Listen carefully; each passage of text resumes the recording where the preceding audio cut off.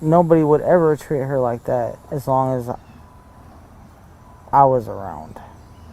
Ever. Hello and welcome to True Crime Rocket Science, the most authentic voice in true crime. Today's day 52 since 5-year-old Summer Wells went missing. 52 days, and law enforcement and the media are largely silent now. There have been rumors that the mysterious red Toyota Tacoma has been found, only for these to be squashed by a rare communique from law enforcement to say that it hasn't. In this episode, we're going to deal with the Sermon on the Mount, part 3, which really examines the 4 to 6 minute period, right? Some people have expressed dismay at my calling it this, but the idea is by contrasting Don and Candace's sermon with the genuine article from the Bible, which is about morality, the truth emerges.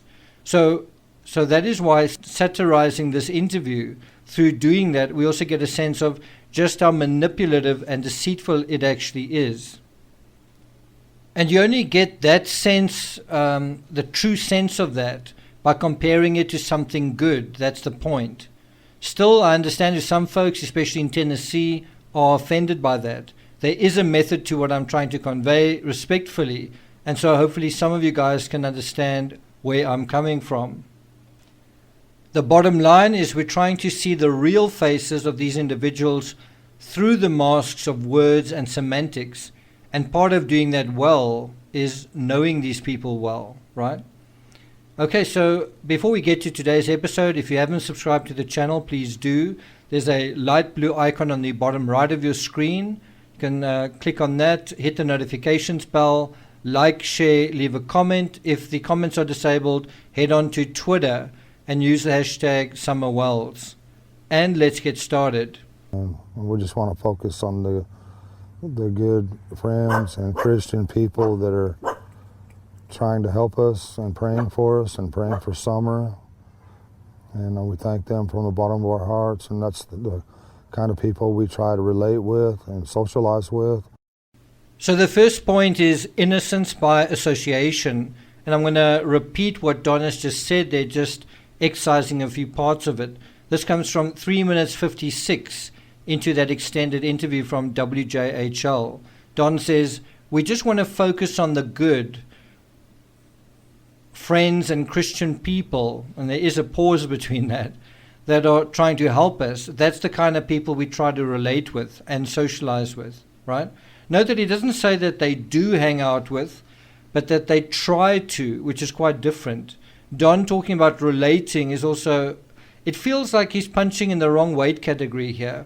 Can you imagine him talking this way with the boys on the construction site about who he relates with?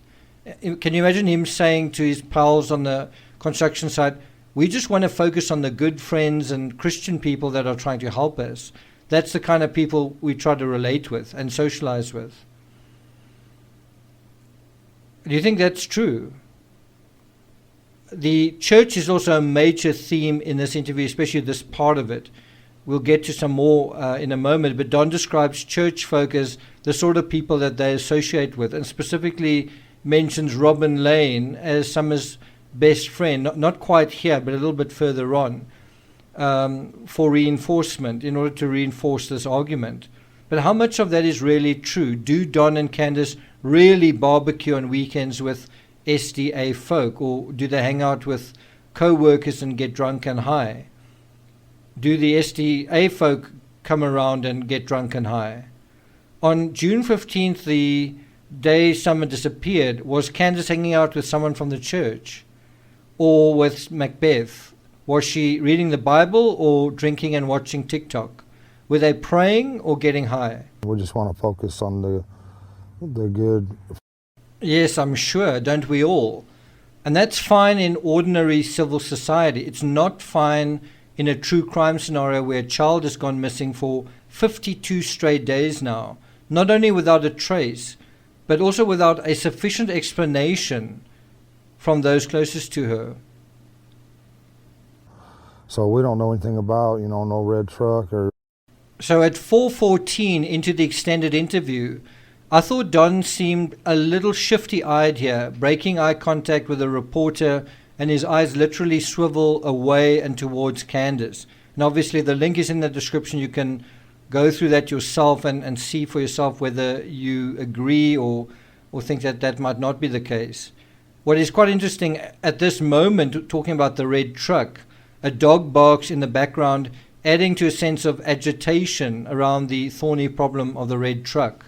You know, if Summer's disappeared, so is the red truck. It's funny because both Don and Candace were driving around frantically in the late afternoon on June 15th, by their own respective admissions.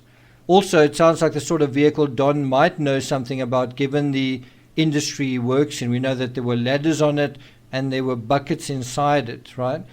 Now, if the driver is innocent in all this, it doesn't make sense why we haven't heard from him despite all of the media coverage. On the other hand, if he's not innocent, then him keeping a low profile for 52 days kind of makes sense, doesn't it? We hardly know many of our neighbors. So that is from 417, and it's kind of funny that he says that because they know you. Do you not know your neighbors because you good people and they're all bad, or is it the other way around? Jackie Dobbs on June 14th described the Wells property as Ben Hill Hell, right? Jackie Dobbs also describes the Wells as not the friendliest neighbors. On June the 16th, so just the next day, he said something like this on Facebook. He said, I think the folks living on the Tennessee hills are not too welcoming to outsiders.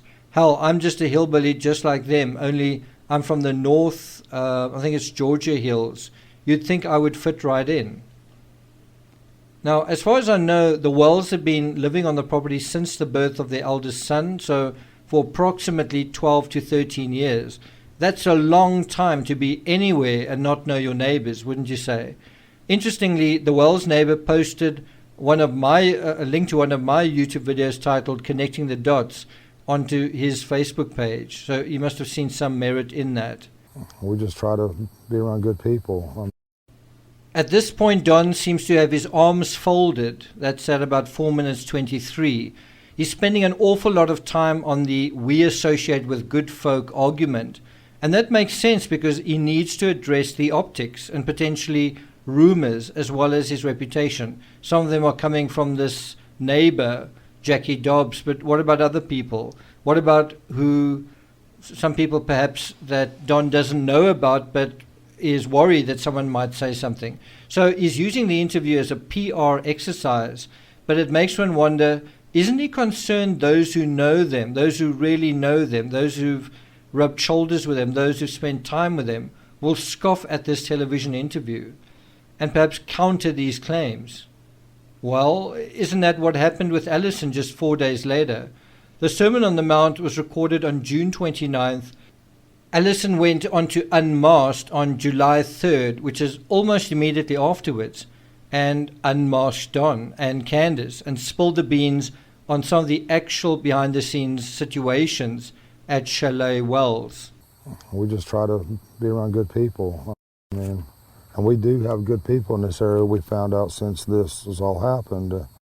So one has to wonder, have new relationships been created? And will they stand the test of time? Well, where are these neighbors come Tuesday when it's prayer vigil time? You see them there. So I think it's fair to say that right now, for expediency's sake, Don and Candace do want to be seen around good people. The real question is, do good people want to be around them or seen with them? And that brings me to point number 5. So at this point, Candace actually interrupts Don, who's started sounding like a stuck record about the good people of the Beach Creek community.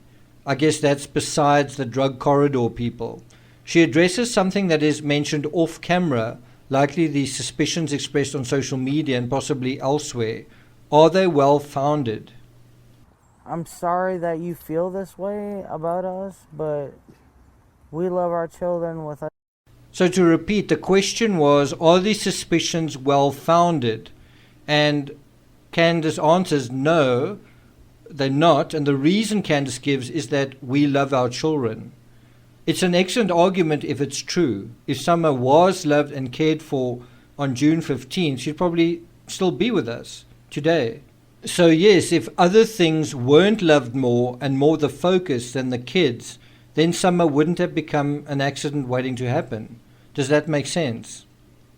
When Candace makes her argument about the rumors, it's fairly superficial. They love their children and they're actually doing okay thanks to Don, who is a great provider. Well, he must be if they're able to afford a new fire engine red Subaru. And that brings us to the 6th point. He's always provided for us. And Provided what? If Don didn't inherit the property from his parents, one wonders what he could have provided besides the Subaru. What has he been providing all this time over the past 13 years? Has he really given more to his family than he's taken? Has he been a good son-in-law, giving Grandma a place to lay her head and all? Interestingly, when Candace tries to defend the anonymous unspoken accusations against them, her response is to try to defend Don, not herself. Interesting, eh? Is that because Don needs defending? And that brings us to the 7th and final point. that's my baby, and nobody would ever treat her like that as long as I was around. Ever. So these are strong words, fighting words from Candace, but bear in mind her baby sister. Something happened to her, and, well, was she around? Right? How was her sister treated? But regardless of that, in Don's epic fail call with Chris McDonough, he makes it sound like Summer's his baby. So which is it? Is Don taking care of Summer and making sure that she's okay, or is Candace? If you say it's Candace, well, then what happened at the swimming hole? And Candace, how often are you around? I mean, put it this way, in terms of being stone cold sober, how often are you around in terms of being present? How often aren't you? According to Allison, the idea to let's get drunk happens every afternoon at about 5:30. Is that being around? Is that true? This is an important question in precisely the way it's framed here, because isn't this the issue with regards to the swimming hole? Didn't something happen to Summer because someone wasn't around? Someone was there but not there, if you get my meaning. That's my baby, and nobody would ever treat her like that as long as I was around. Ever. Now you can also play that section back. It's at 5 minutes 23, and you'll notice that while she's talking, she says something like, "Treat her like that as long as I was around." And before she says the word ever, her eyes are sort of going down into the middle distance and to the left, which is typically where we look when we're remembering something. So one does get the sense that Candace is sort of sleepily, foggily going back into the past, thinking about something. And then when she says ever, she looks up again. Okay, so have a look at where Candace's eyes are when she says was around. It's as if she's remembering, and then she abruptly finishes as if realizing she's still on and has to wrap up her statement. She adds ever, almost sleepily. But is Candace around even for this interview? Is she all here? Is she present? Because she seems quite thick and slurry, and the emotional zinginess you'd expect from being accused on camera seems to be missing. Instead, there's a dull fugue and a few slopily expressed words without much feeling behind them. And throughout, Summer's name is hardly mentioned. Even Allison, who must be pretty familiar with Candace and her baseline, described Candace a few days later, referring to this particular interview, as high as a kite. Well, what do you think? Was she? And if she's high on national TV, how high is she when she's not? I mean, how high are we talking about here? All right, I'm not going to take it further than that. Later this weekend, it might actually be Sunday, I'm not sure about Saturday, I'm going to be doing an interactive live with Stephanie and Bria, and we're going to be talking about some interesting aspects, including the dogs on the property and some just personal theories regarding some aspects. So that ought to be quite interesting, and quite interesting, I think, to have a few different faces on the channel. Bria is from France, and certainly has got some interesting ideas of her own. So look out for that. I will be providing an advanced warning when I'm going to be doing a live, so check it out. In the meantime, hope you have a wonderful weekend. Thank you for listening, and I'll see you guys next time.